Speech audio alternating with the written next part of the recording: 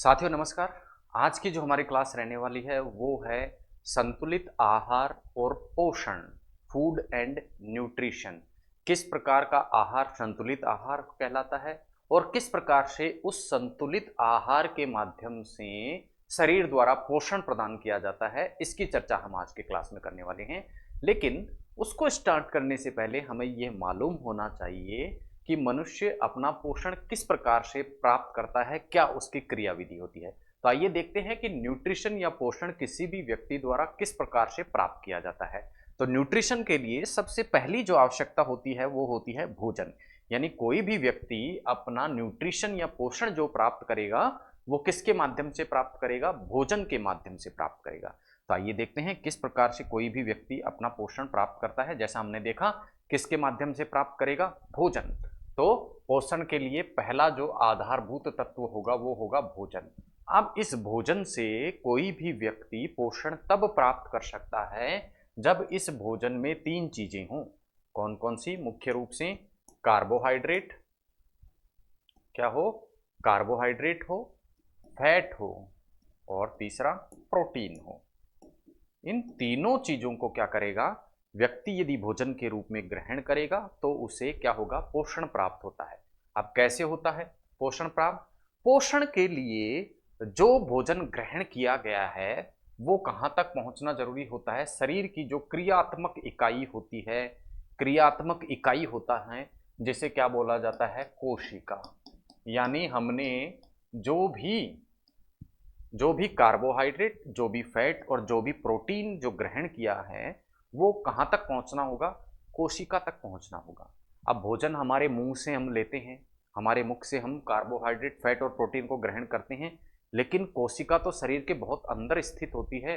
तो कोशिका तक पहुंचने के लिए कोई ना कोई माध्यम क्या होना चाहिए? इन तीनों को कोशिका तक पहुंचाने के लिए कोई ना कोई माध्यम होना चाहिए, और वो माध्यम क्या होता है? रक्त। अब सीधा इंजेक्शन के माध्यम से रक्त में तो हम कार्बोहाइड्रेट, फैट और प्रोटीन डालते नहीं है, तो फिर ये रक्त तक कैसा पहुंचता है? ये सवाल खड़ा होता है। तो उसके लिए गतिविधि कौन सी होती है? पाचन क्रिया। क्या होती है? पाचन क्रिया।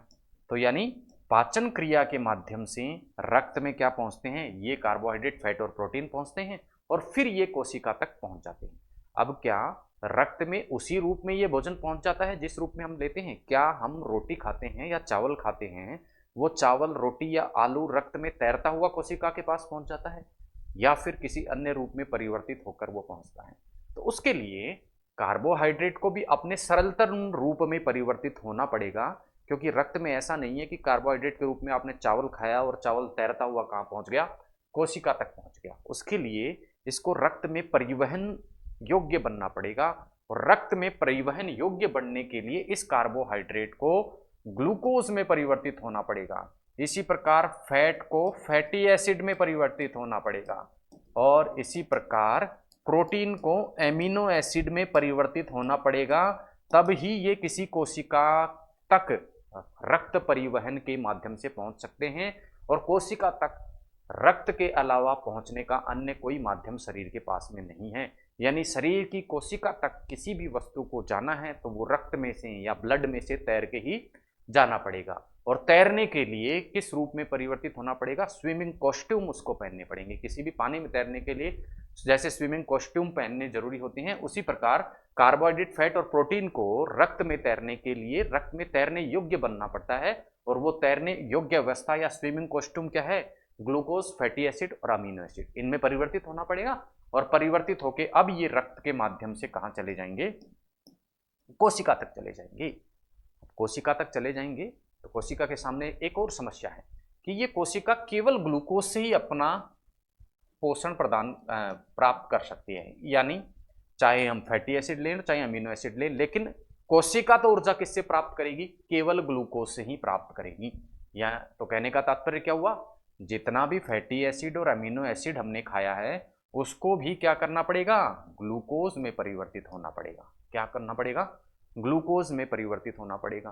तो ये कार्य भी किसके द्वारा किया जाता है? पाचन तंत्र की प्रक्रिया के अंतर्गत ही किया जाता है। तो कहने का मतलब क्या हुआ?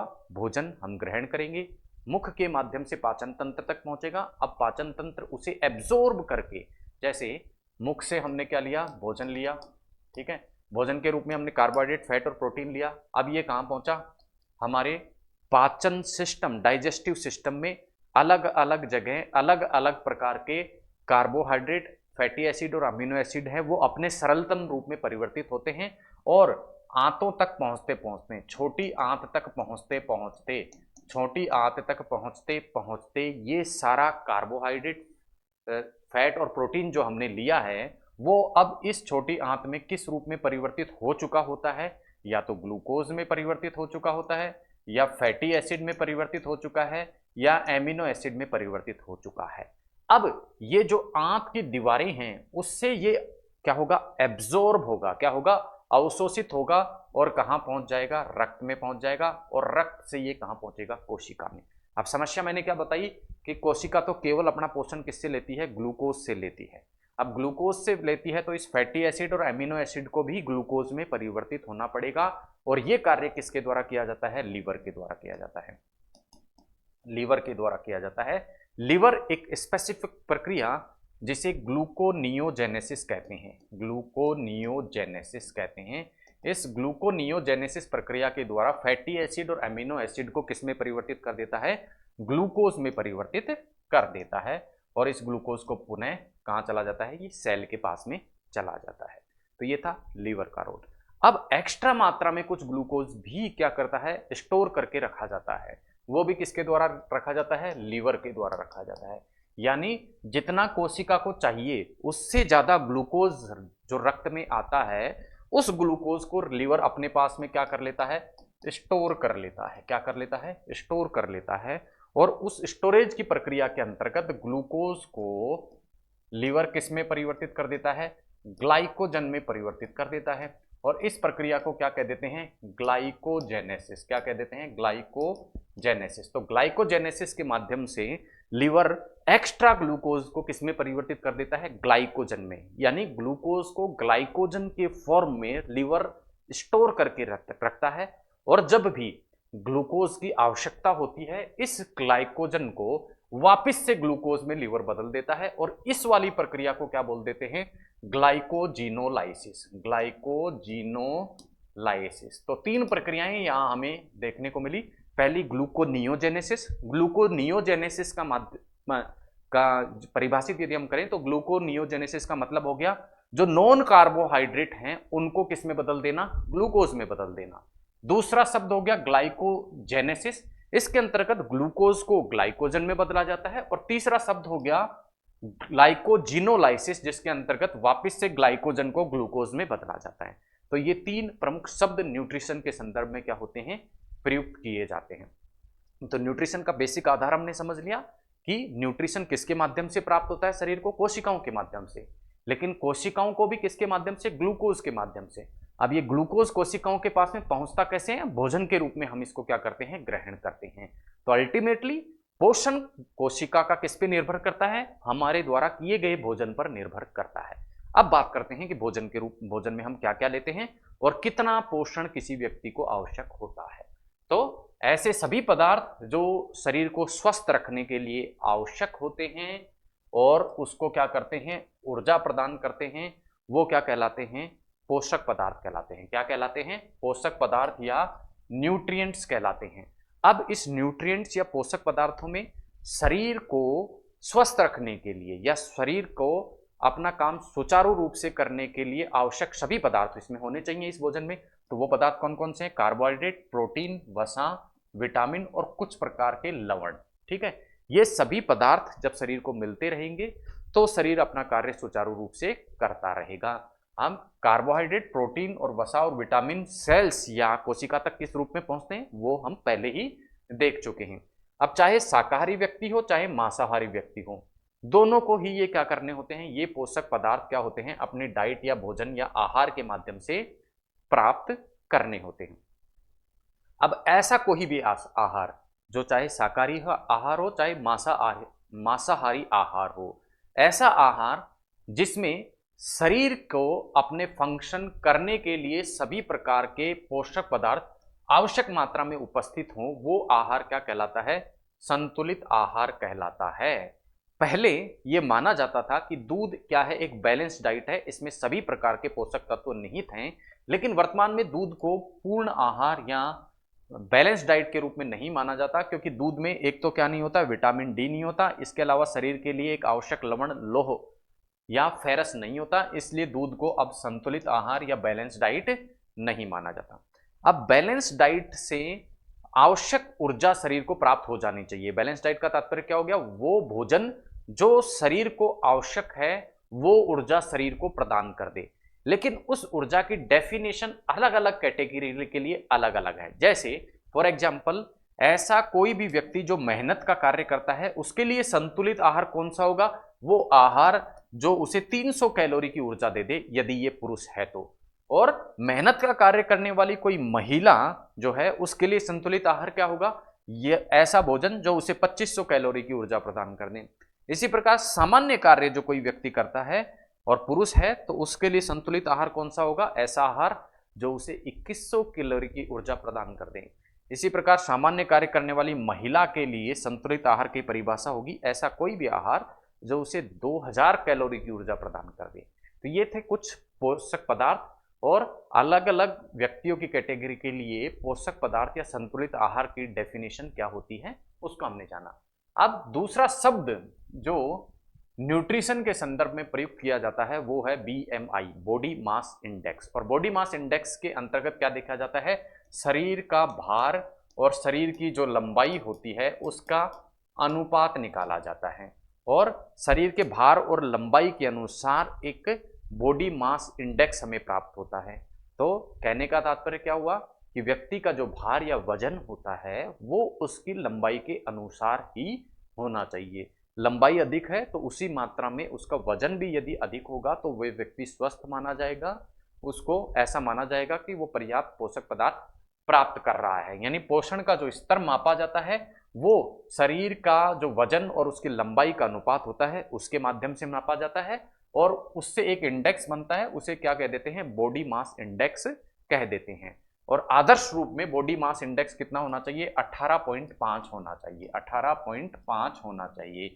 यानी किसी भी व्यक्ति के वजन और उसकी लंबाई का जो अनुपात है वो आदर्श रूप में कितना होना चाहिए, 18.5 होना चाहिए। लेकिन यदि ये क्या है, 18.5 से कम है, 17 से लेके 18.4 तक है, तो इसका मतलब है व्यक्ति क्या है, अल्प पोषित है। यदि यह अनुपात और कम है, 16 से 16.4 है, तो इसका मतलब वो व्यक्ति क्या है, कुपोषित है।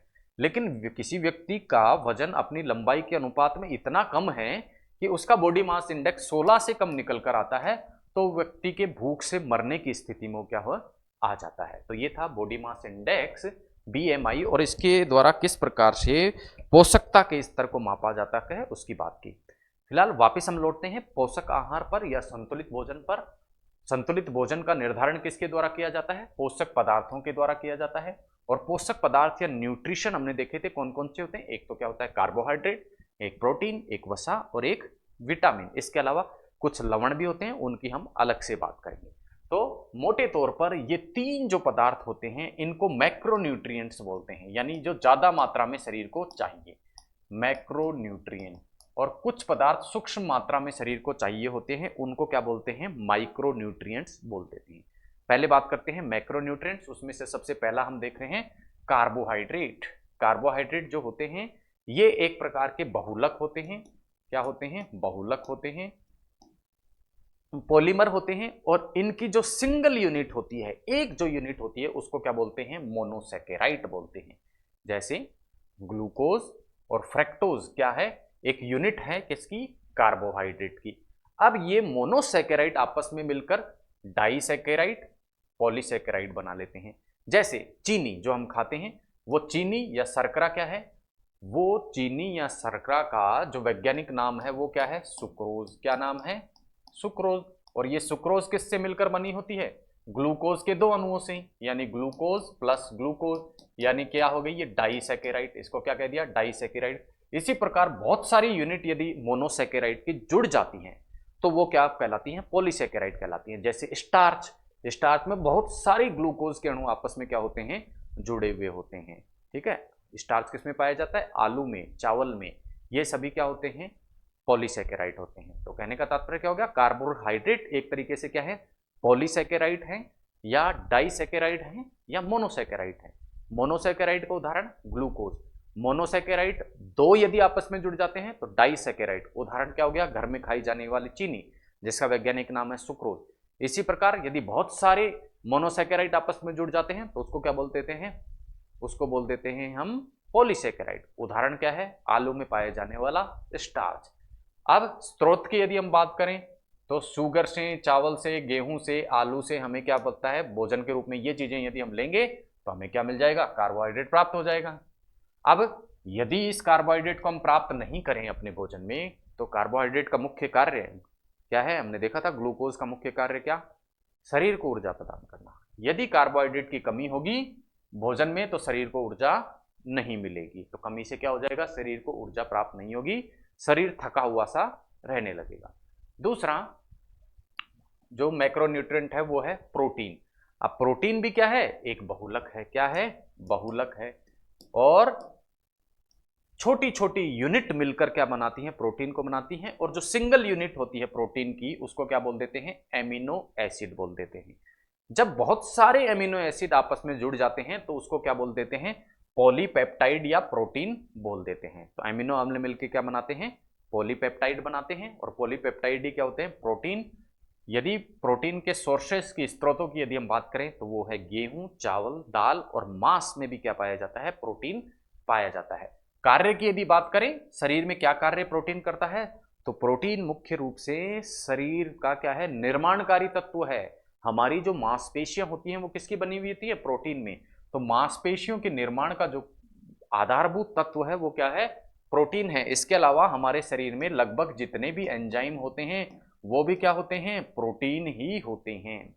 यदि शरीर में प्रोटीन की कमी हो जाती है, तो यदि बच्चों के शरीर में वो कमी हो गई तो उसके कारण बच्चों में जो रोग हो जाएगा उसको क्या बोल देंगे, क्वार्शिरकोर रोग बोल देते हैं। यदि वयस्क व्यक्तियों में प्रोटीन की कमी हो जाती है तो उससे मैरास्मस नाम का क्या हो जाता है, रोग हो जाता है। तो ये दोनों रोग आपको ध्यान रखने हैं क्योंकि परीक्षा में प्रश्न यहां से पूछ लिए जाते हैं कि प्रोटीन की कमी से कौन से रोग हो जाते हैं। तीसरा जो एलिमेंट है हमारे भोजन का मुख्य एलिमेंट है वो है फैट। फैट जो होता है वो भी बहुलक होता है, किसका, फैटी एसिड, और ग्लिसरॉल का क्या होता है, बहुलक होता है। ये दोनों मिलकर क्या बनाते हैं, फैट को बनाते हैं। स्रोत की यदि बात करें तो मांस, मछली, घी और तेल से हमें क्या होता है, फैट प्राप्त होता है, वसा प्राप्त होती है।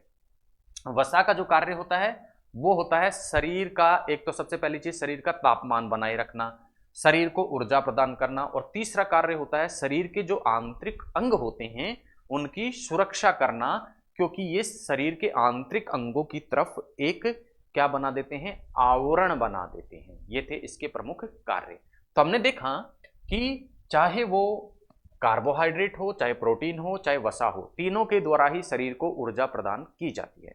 लेकिन ऊर्जा प्रदान करने के मामले में पहला जो स्थान है, यानी हम ये कैलकुलेट करें कि 1 ग्राम कार्बोहाइड्रेट, प्रोटीन और वसा में से सबसे ज्यादा ऊर्जा कौन देगा, तो सबसे ज्यादा ऊर्जा देगा कौन, वसा। दूसरे नंबर पे कौन देगा, प्रोटीन। तीसरे नंबर पर कौन देगा, कार्बोहाइड्रेट। तो 1 ग्राम वसा से प्रोटीन और कार्बोहाइड्रेट की अपेक्षा ऊर्जा ज्यादा मात्रा में मिलती है। लेकिन इस प्रकार का प्रश्न आए कि सबसे ज्यादा वास्तविक रूप से ऊर्जा कौन देता है, तो कार्बोहाइड्रेट देता है, क्योंकि सेल्स जो होती हैं वो जो कार्बोहाइड्रेट ग्लूकोज होता है उसी को एब्जॉर्ब कर सकती हैं, उसी से ऊर्जा प्राप्त कर सकती हैं। लेकिन फैट में भी क्षमता होती है ऊर्जा प्रदान करने की। हालांकि 1 ग्राम फैट में कार्बोहाइड्रेट की अपेक्षा अधिक मात्रा में, लगभग दुगनी मात्रा में ऊर्जा देने की क्षमता होती है, लेकिन उसके लिए पहले वसा को एक प्रोसेस से गुजरना होगा। उस प्रोसेस को जैसा हमने शुरू में देखा था, क्या बोलते हैं, ग्लूकोनियोजेनेसिस, और उसके अंतर्गत इसको किस में बदलना होगा, ग्लूकोज में बदलना होगा, और तब जाके इससे ऊर्जा मिलेगी। तो ये बात हुई किसकी, कार्बोहाइड्रेट, प्रोटीन और वसा की। नेक्स्ट हमने बात की थी जो आवश्यक तत्व है शरीर के लिए वो है विटामिन। अब जो विटामिन के प्रकारों की यदि हम बात करें तो मुख्य रूप से vitamin A, B, C, D, E और के विटामिन हमारे शरीर के लिए आवश्यक होते हैं। इन विटामिनों में से जो विटामिन बी और सी होते हैं वो तो जल में घुलनशील होते हैं, ध्यान रखना आपको। विटामिन के प्रकार कौन कौन से? A B C D, A B C D और ई के, ए बी सी डी ई के, ए बी सी डी लगातार फिर ई के। इनमें से जल में घुलनशील कौन से? बी और सी तो जल में घुलनशील हैं, बाकी के सभी जल में घुलनशील नहीं है। किस में घुलनशील है? वसा में घुलनशील होते हैं। फल, सब्जी और दूध में ये विटामिन पाए जाते हैं और इनका कार्य शरीर को ऊर्जा प्रदान करना तो नहीं होता, लेकिन हमारे शरीर को भोजन से ऊर्जा मिले, हमारे शरीर को भोजन से या कार्बोहाइड्रेट, अब भोजन मतलब ये तीन तत्वों से यदि शरीर को ऊर्जा प्राप्त करनी है तो उसको सहायता किसकी लेनी पड़ेगी? किसकी लेनी पड़ेगी भाई? विटामिन की लेनी पड़ेगी। तो भोजन के उपापचय, उपापचय का मतलब मेटाबॉलिज्म, मेटाबॉलिज्म का मतलब भोजन से ऊर्जा प्राप्त करना, वो कार्य यदि शरीर को करना है तो उसके लिए विटामिन आवश्यक होगा। अब ये विटामिन क्या होते हैं? केवल दो ही ऐसे विटामिन होते हैं जो शरीर के अंदर निर्मित किए जा सकते हैं। वो कौन कौन से? विटामिन डी और विटामिन के। विटामिन के बड़ी आंत में निर्मित होता है, जबकि विटामिन डी जो है वो त्वचा में निर्मित होता है। इसके अलावा शेष जितने भी विटामिन हैं वो हमें भोजन से ही क्या करते हैं? लेने पड़ते हैं। अब विटामिन की कमी से क्या हो जाते हैं? कुछ रोग हो जाते हैं। ये एक लंबा चर्चा का विषय है, इसलिए हमको पृथक से इसको हमने अलग से एक स्लाइड में इसको हमने देखा है। तो आइए बात करते हैं विटामिन, उनके कुछ स्पेसिफिक नाम और उनकी कमी से होने वाले कुछ रोगों के बारे में। सबसे पहला विटामिन कौन सा? ए। दूसरा विटामिन कौन सा था? बी। लेकिन बी के भी कुछ सब टाइप होते हैं, B1, B2, B3, B5, B6, B7, B11, B12। फिर विटामिन सी, फिर विटामिन डी, फिर विटामिन ई, फिर विटामिन के। ये सभी विटामिन के नाम, लेकिन इनको कुछ अन्य नामों से भी जाना जाता है। जैसे विटामिन ए को रेटिनॉल के नाम से जानते हैं, B1 को थायमीन के नाम से जानते हैं, B2 को राइबोफ्लेविन, B3 को निकोटिनामाइड के नाम से जाना जाता है, B5 को pantothenic, B6 pyridoxine, B7 biotin, B11 folic acid, B12 cyanocobalamin, vitamin C को एस्कॉर्बिक एसिड के नाम से जाना जाता है, विटामिन डी को कैल्सिफेरॉल के नाम से जाना जाता है, विटामिन ई को टोकोफेरॉल नाम से जाना जाता है, जबकि विटामिन के को पोलिक्विनोन नाम से जाना जाता है। तो कहने का तात्पर्य क्या हुआ? सभी विटामिन के कुछ ना कुछ उपनाम हैं और इन उपनामों से परीक्षा में अवश्य रूप से प्रश्न पूछा जाता है। तो फिर से आपको रिपीट करें, A retinol, B1 thiamine, B2 riboflavin, B3 nicotinamide, B5 pantothenic acid, B6 pyridoxine acid, B7 biotin, B11 folic acid, B12 cyanocobalamin, vitamin C ascorbic acid, vitamin D calciferol, vitamin E tocopherol और vitamin K phylloquinone. अब ये vitamin यदि हमारे शरीर द्वारा ग्रहण नहीं किए जाते, अर्थात हमारे भोजन में यदि इन विटामिन की कमी है, तो इन विटामिन के कारण कुछ स्पेसिफिक रोग हो जाते हैं, डिजीज हो जाती हैं। वो डिजीज कौन सी होती हैं? जैसे विटामिन ए की कमी से कौन सा रोग हो जाता है? या तो रतौंधी या जीरोफ्थैलेमिया रोग जो है वो हो जाता है। रतौंधी के अंतर्गत क्या होगा? व्यक्ति को अंधेरा हो जाने के पश्चात दिखाई देना क्या हो जाएगा? बंद हो जाएगा। जबकि जीरोफ्थैलेमिया के अंतर्गत व्यक्ति की आंखों का जो कॉर्निया है वो सूखने लग जाता है, उसका पानी सूखने लग जाता है। तो ये आंखों से संबंधित रोग है विटामिन ए की कमी से। विटामिन B1 की कमी से जो रोग हो जाता है वो होता है बेरी बेरी रोग। और इस बेरी बेरी रोग के कारण व्यक्ति क्या होता है? व्यक्ति के शरीर में कमजोरी आ जाती है, उसके जोड़ों में क्या होने लग जाता है? दर्द रहने लग जाता है। इसी प्रकार B2 विटामिन की कमी से त्वचा क्या हो जाएगी? लाल रहने लग जाती है, उसमें क्रैक्स आने लग जाते हैं, दरारें पड़ने लग जाती हैं। विटामिन B3 की कमी से बाल सफेद होना स्टार्ट हो जाते हैं और बुद्धिमत्ता यानी जो व्यक्ति की बुद्धि है, सोचने की जो क्षमता है, उसमें क्या आने लग जाती है? कमी आने लग जाती है। इसी प्रकार विटामिन B5 की कमी से दाद और फोरडी नाम का क्या हो जाता है? एक रोग हो जाता है। ये भी त्वचा से संबंधित ही एक रोग है। विटामिन B6 से भी त्वचा से संबंधित रोग हो जाते हैं। तो हम कह सकते हैं कि विटामिन बी मुख्य रूप से त्वचा को क्या करता है? प्रभावित करता है। बायोटीन, विटामिन B7 बायोटीन की कमी से शरीर में दर्द रहने लग जाता है, बाल झड़ना और लकवे जैसी शिकायतें हमें देखने को मिल सकती हैं। विटामिन B11 की कमी से जो रोग हो जाता है उस रोग को बोलते हैं एनीमिया। एनीमिया मतलब शरीर में हीमोग्लोबिन की क्या हो जाती है? कमी हो जाती है। यूं कह सकते हैं ऑक्सीजन की जो कमी है वो हो जाती है। ऑक्सीजन की कमी क्यों हो जाती है? क्योंकि आरबीसी कम हो जाएगी। आरबीसी कम हो जाएगी तो आरबीसी में क्या पाया जाता है? हीमोग्लोबिन पाया जाता है और हीमोग्लोबिन ही ऑक्सीजन का क्या करता है? ट्रांसपोर्टेशन करता है। तो इस कमी से क्या हो जाएगा? एनीमिया हो जाता है। B12 की कमी से भी एनीमिया और पीलिया हो जाता है। इसी प्रकार विटामिन सी की कमी से स्कर्वी नाम का रोग हो जाता है और इस स्कर्वी रोग में आप देखेंगे कि मसूड़ों से किसी व्यक्ति के जो है मसूड़ों से रक्त आने लग जाता है, खून आने लग जाता है, या मसूड़े क्या रहते हैं, फूले हुए रहते हैं, मुंह से बदबू आना स्टार्ट हो जाती है। ये किसमें होता है, एस्कॉर्बिक एसिड की कमी स्कर्वी रोग में। कैल्सिफेरॉल विटामिन डी की कमी से जो रोग बच्चों में होता है उसे तो क्या बोल देते हैं, रिकेट्स। इसमें हड्डियां जो होती हैं बच्चे की कमजोर हो जाती हैं, और बड़ों में ये रोग जो होता है उसको बोल देते हैं ऑस्टोमलेशिया। दोनों में ही हड्डी क्या हो जाती है, टेढ़ी हो जाती है, कमजोर हो जाती है, पोरस हो जाती है। नेक्स्ट है विटामिन ई जिसे टोकोफिरोल बोलते हैं। इससे जनन क्षमता में कमी जो है व्यक्ति में देखने को मिलती है। फिर पॉलीक्विनोन, पॉलीक्विनिन जो हार्मोन, पॉलीक्विनिन जो विटामिन है जिसे विटामिन के भी बोला जाता है, उसका मुख्य रोल रक्त का थक्का बनने में होता है। रक्त का थक्का बनने में किस प्रकार से विटामिन के सहयोगी होता है, ये जो रक्त की क्लास हम देखेंगे रक्त का थक्का बनने की, या ब्लड ग्रुप से रिलेटेड जो हमारी क्लास होगी उसको हम विस्तार से वहां देखने वाले हैं। फिलहाल हमने देखा कि विटामिन से संबंधित रोग और उन रोगों के किस प्रकार के लक्षण हैं, और अलग अलग विटामिनों के कुछ अन्य जो नाम हैं जिनसे परीक्षा में प्रश्न पूछे जाते हैं वो क्या क्या है। नेक्स्ट बात करते हैं लवणों के बारे में। लवणों की यदि हम बात करें तो कुछ लवण भी शरीर के उचित पोषण के लिए व्यक्ति को क्या होते हैं, आवश्यक होते हैं। उन प्रमुख लवणों की यदि हम बात करें तो इसमें से एक है सोडियम, पोटेशियम, कैल्शियम, फॉस्फोरस, लोहा, मैग्नीशियम, आयोडीन, कोबाल्ट। ये सभी के सभी लवण भी शरीर की उचित वृद्धि के लिए, संतुलित वृद्धि के लिए क्या होते हैं, आवश्यक होते हैं। क्या क्या कार्य ये लवण करते हैं उनको यदि हम देखें तो सोडियम किसके लिए आवश्यक है, पेशियों में संकुचन, मसल्स का जो कंट्रिक्शन होता है उसको नियंत्रित किसके द्वारा किया जाता है, सोडियम के द्वारा। इसी प्रकार तंत्रिका आवेग संचरण, यानी हमारी तंत्रिका कोशिकाएं जब क्या करते हैं, एक तंत्रिका कोशिका दूसरे तंत्रिका कोशिका तक संदेश भेजती है तो वो किसके माध्यम से भेजती है, सोडियम पोटेशियम पंप नाम की एक क्रियाविधि होती है उसके माध्यम से भेजती है। यानी इनकी सांद्रता में परिवर्तन के माध्यम से इलेक्ट्रिक जो संवेग है वो तंत्रिकाओं में आगे बढ़ता है, इसलिए तंत्रिका आवेग संचरण में भी सोडियम की आवश्यकता होती है। आयन संतुलन, आयन संतुलन एक कोशिका से दूसरी कोशिका में यदि क्या होता है, संपर्क स्थापित होता है या परिवहन होता है तो उसके लिए आयन संतुलन होना आवश्यक है, वो भी सोडियम के माध्यम से प्रोवाइड कराया जाता है। इसी प्रकार पोटेशियम भी पेशीय संकुचन, तंत्रिका आवेग संचरण और आयन संतुलन का कार्य करता है। कैल्शियम हमारी पेशियों के संकुचन, हड्डी और दांत का क्या है, प्रमुख अवयव है, यानी पेशियों के संकुचन के लिए आवश्यक सोडियम भी, पोटेशियम भी और कैल्शियम भी। जबकि हड्डी और दांत की मजबूती के लिए जो तत्व चाहिए वो कौन सा है, कैल्शियम, क्योंकि यही मुख्य अवयव होता है किसका, हड्डी और दांत के निर्माण में।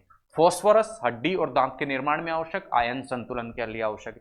इसी प्रकार लौह जो तत्व होता है, लौह तत्व क्या होता है, देखिए हमारे शरीर में ऑक्सीजन के जो परिवहन का कार्य किया जाता है वो किसके द्वारा किया जाता है, हीमोग्लोबिन के द्वारा किया जाता है। और ये हीमोग्लोबिन जो होता है इसकी संरचना में जो केंद्रीय तत्व होता है वो कौन सा होता है, लोहा। तो लोहा क्या है, हीमोग्लोबिन का अवयव है, और यदि इसकी कमी होगी लोहे की कमी से तो इसका मतलब हीमोग्लोबिन की कमी, और हीमोग्लोबिन की कमी हो गई तो हीमोग्लोबिन का कार्य क्या है, ऑक्सीजन का परिवहन, उसमें भी कमी आ जाएगी। ऑक्सीजन की जब शरीर में कमी आ गई तो उसे क्या कह दिया, एनीमिया रोग कह दिया जाता है। मैग्नीशियम पेशी और तंत्रिका उत्तक किस प्रकार से क्रिया करते हैं उसके लिए क्या है, उनको रेगुलेट करने के लिए किसकी आवश्यकता होती है, मैग्नीशियम की।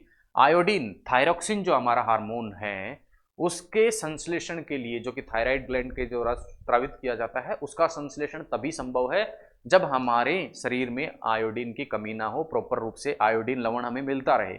कोबाल्ट जो होता है वो हमारी रेड ब्लड सेल्स जो होती है, आरबीसीज जो होती हैं, और विटामिन B12 जो होता है उसके संश्लेषण के लिए आवश्यक होता है।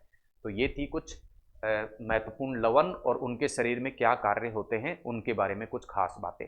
इससे पहले की स्लाइड में हमने एक विटामिन देखा था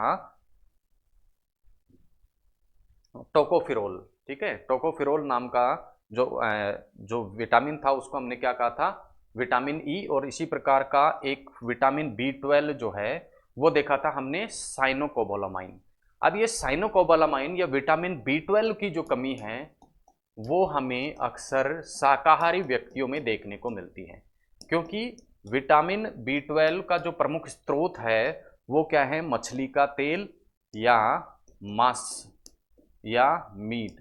और जो शाकाहारी व्यक्ति हैं उनमें जो दूध है उसमें भी विटामिन B12 नहीं मिलता, और अन्य जो शाकाहारी पदार्थ होते हैं उनमें भी विटामिन B12 की कमी होती है। इसी कारण विटामिन B12 की डेफिशिएंसी हमें शाकाहारी व्यक्तियों में देखने को मिलती है। तो ये थी आज की हमारी क्लास, जिसमें हमने विभिन्न पोषक तत्व और उनकी क्रियाविधि, किस प्रकार से शरीर उनका उपयोग लेता है और उनकी कमी से किस प्रकार के रोग होता है, इन सभी के बारे में हमने आज की क्लास में डिस्कशन किया। इसी के साथ आज की जो हमारी क्लास या हमारा जो डिस्कशन है वो समाप्त होता है। मिलते हैं अगली क्लास में एक नए टॉपिक के साथ में। तब तक के लिए धन्यवाद। जय हिंद।